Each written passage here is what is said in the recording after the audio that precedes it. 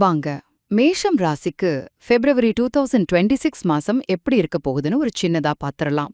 இந்த மாசம் ராகுவோட பல முக்கியமான கிரகங்கள் சேருதாம். இப்போ ராகுனாலே திடீர் மாற்றங்கள், குழப்பங்கள் வரலாம் இல்லையா? அதனால உங்க தொழில்லையும் சரி, பர்சனல் லைஃப்லயும் சரி, சில எதிர்பாராத திருப்பங்கள் வர வாய்ப்பிருக்கு. சரி, முதல் விஷயம், உங்க வேலையும் பணமும். இதுல கொஞ்சம் கவனமா இருக்கணும்.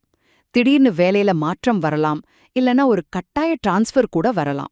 அதனால இது பெரிய இன்வெஸ்ட்மெண்ட் பண்றதுக்கோ இல்ல பண விஷயத்துல ரிஸ்க் எடுக்கிறதுக்கோ சரியான டைம் இல்ல.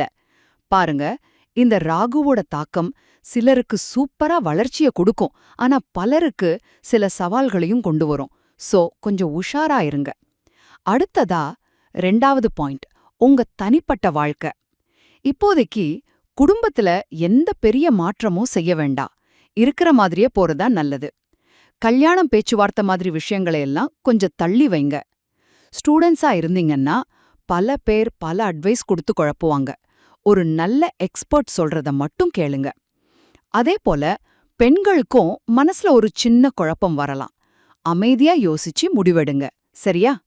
கடைசியா 3வது விஷயம், உங்க ஹெல்த்தும் பயணமும். பாருங்க, ஜோதிடப்படி 12ஆம் வீட்ல சனி இருக்கிறதால நீங்க பயணம் செய்யும்போது திடீர்னு தடைகள் வரலாம். முக்கியமா வண்டி ஓட்டும்போது ரொம்ப ரொம்ப கவனமா இருங்க.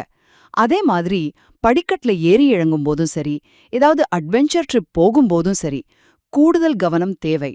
மொத்தத்துல இந்த மாசம் ராகுவோட பிரபாவத்தால கொஞ்சம் குழப்பங்கள் இருக்கலாம்.